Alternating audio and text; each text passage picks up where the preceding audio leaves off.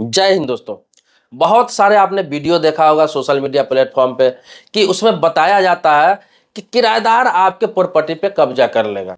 किस तरह से कर सकता है, कितने दिनों में कर सकता है, सब कुछ एक्सप्लेन किया जाता है। उसमें गलत तरीकों से बताया जाता है कि हाँ 12 साल लग गया तो आपकी प्रॉपर्टी कब्जा कर लेगा, आप मालिकाना हक खो देंगे, आप उसे निकाल नहीं सकते हैं। आजकल तो इतना बाढ़ सा आ गया है इस तरह का वीडियो कि लोग देख देख के अब मकान मालिक डरने लगे हैं कि भाई किराएदार को मत रखो। किराएदार को रखने से कब्जा कर लेता है, रखता भी है, डर डर के रखता है। हर 4 महीने 6 महीने 1 साल में उसको खाली करा लेते हैं, भगा देते हैं, उनको लॉन्ग टर्म तक नहीं रहने देते। उन्हें डर रहता है कहीं कब्जा न कर ले, रूम खाली नहीं करेगा तो क्या करूंगा, लीगल रूप से कुछ करने जाऊंगा कोर्ट में तो बता दूं 2 साल 4 साल 10 साल 20 साल लग जाता है। तो इस तरह के डर लोगों में पैदा हो रहा है वीडियो देख देख के।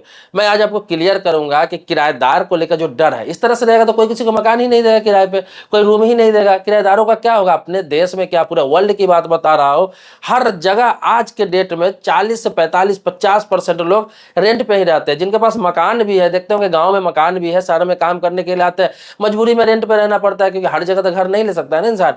तो ये जरूरी नहीं कि रेंट पे रहते हैं तो बेघर ही रहते हैं, जिसका मकान है वो भी रेंट पे रहते हैं। और बहुत सारे ऐसे लोग भी हैं जिनके पास मकान नहीं है, मजबूरी में रेंट पे रहते हैं जब तक कि अपना खरीद ना ले। तो इस तरह से तो कोई किसी को मकान नहीं देगा, कहेगा कि भाई तू तो कब्जा कर लेगा, कब्जा कर लेगा, मैंने वीडियो देखा है, मुझे ऐसे बताया गया वैसे बताया होगा। भाई आपको बता दो कि हर चीज का एक प्रोसेस होता है। किसी के प्रॉपर्टी पर कोई भी ऐसे अचानक से कब्जा नहीं कर लेता। देखो हर चीज लीगल तरीके से आप करोगे। आपको देखिए, किराएदार का कुछ अधिकार है तो मकान मालिक का भी कुछ अधिकार है, दोनों के अधिकार है। ये नहीं है कि कोई किसी के मकान पर 10 साल 15 साल रह गया और कब्जा कर लेगा।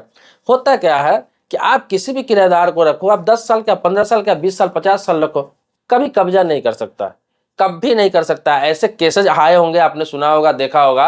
तो लाखों में करोड़ों में एकाध केस ऐसा आता है कि किराएदार ने किसी के मकान पे कब्जा कर लिया। उसका सिचुएशन अलग होता है, सब केस का नेचर अलग होता है। वो किस मामले में होता है वो भी मैं बताऊंगा।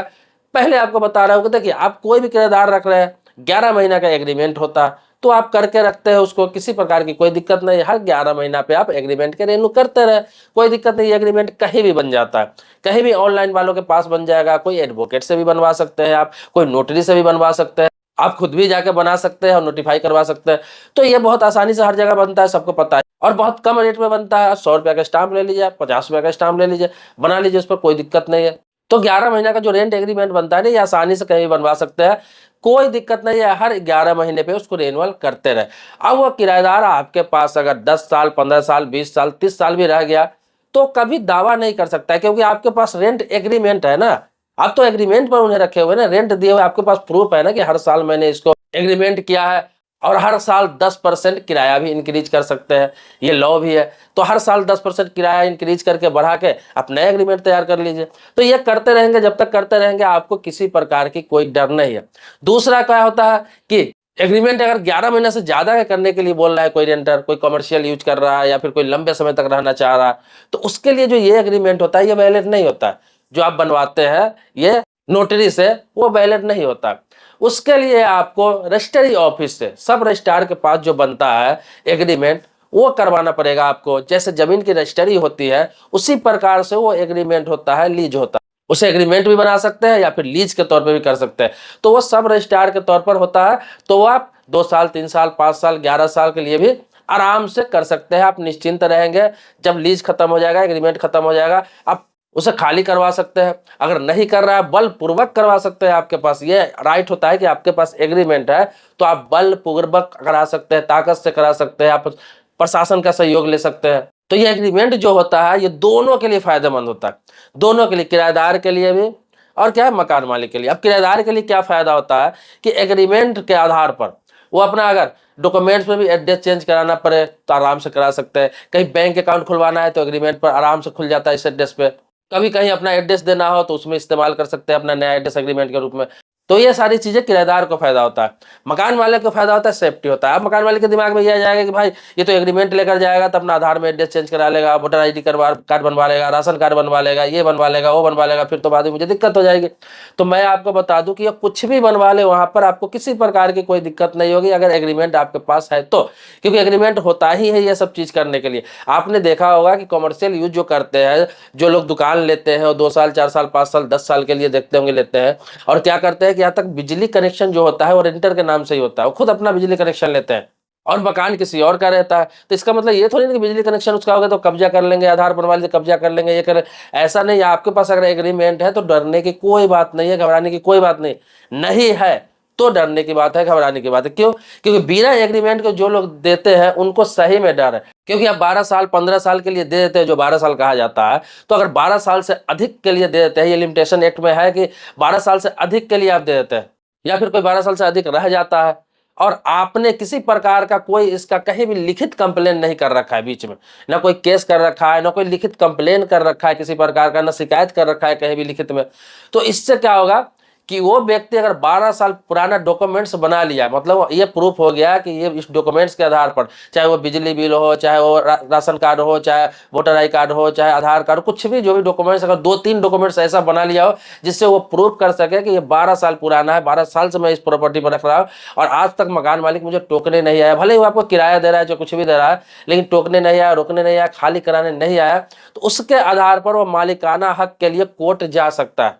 और आपको ये भी बता दूं कि वो किसी प्रकार का कंप्लेन नहीं करेगा, कोर्ट जाके कोई पेपर नहीं बनवाएगा, आपको खाली कराने के लिए केस करना पड़ेगा। जहां वो साबित अगर कर दिया इस चीजों को, तो फिर कोर्ट उसको ये इजाजत दे देगा कि मालिकाना हक आपका इस जहां पे रह रहे हैं, जिस रूम में रह रहे हैं, जिस फ्लैट में रह रहे हैं, उसको प्राप्त हो जाएगा। जितना कब्जा है उतनी की बात कर रहा हूँ, ये नहीं कि आपका अगर 2 एकड़ का प्लाट है और कोई 100 गज में रह रहा है बना के कब्जा करके, तो पूरा 2 एकड़ उसके अंडर में आ जाएगा, ऐसा नहीं है, ये सब फ्रॉड बात है, फॉल्स बात है। जहां कब्जा है, अब बिल्डिंग है आपका, उसमें 10 रूम है, एक रूम में कोई किराएदार खाली नहीं कर रहा है, 9 रूम में, तो ये नहीं कि पूरे मकान का मालिकाना हक उसको मिल जाएगा, सिर्फ एक रूम का मालिकाना हक मिलेगा। जैसे फ्लैट में होता है 1 BHK 2 BHK 3 BHK, तो वो मालिकाना हक के लिए वो दावा कर देगा अगर आप क्लेम करेंगे, केस करेंगे किसी प्रकार से छुड़ाने के लिए। तो इस पीरियड में होता है कि आप, इसमें कहा गया है सीधा सा कि कोई भी व्यक्ति आपके मकान में रह रहा है, चाहे किराएदार के रूप में हो, चाहे कब्जाधारी के रूप में, चाहे कुछ बना के रह रहा हो, आप 12 साल तक उसको रोकने नहीं गए, टोकने नहीं गए, कुछ बोलने नहीं गए, मौखिक रूप से बात नहीं करा,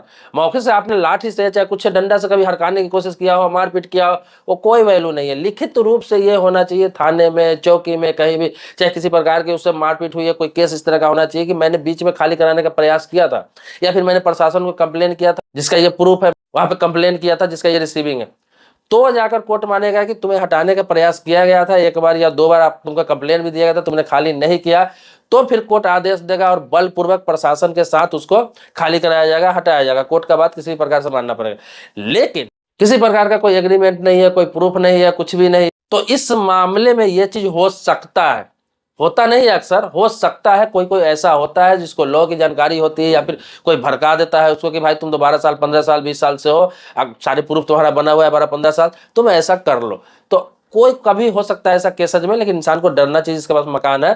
तो आप इस तरह के करके रखते हैं, उसको लीज अगर कर दिए 12-13 साल का, 11 साल का, तो कोई दिक्कत नहीं, लेकिन लीज नहीं कर रखे है आप, एग्रीमेंट नहीं कर रखे है किसी प्रकार का, तो डरने की बात है। तो ऐसे ही कोई किसी के प्रॉपर्टी पर कब्जा नहीं कर लेता है कि 12 साल से उसका रेंटर है तो कब्जा कर लेगा। तो आपको डरने घबराने की जरूरत नहीं है, क्योंकि इस तरह से इंसान डरने घबराने लगेगा तो किराएदार रखेगा ही नहीं, मैंने पहले ही बताया, और रखेगा भी तो हर साल भर, 6 महीना 2 साल पर भगाता रहेगा, वो बेचारा दर दर की ठोकर खाता रहेगा।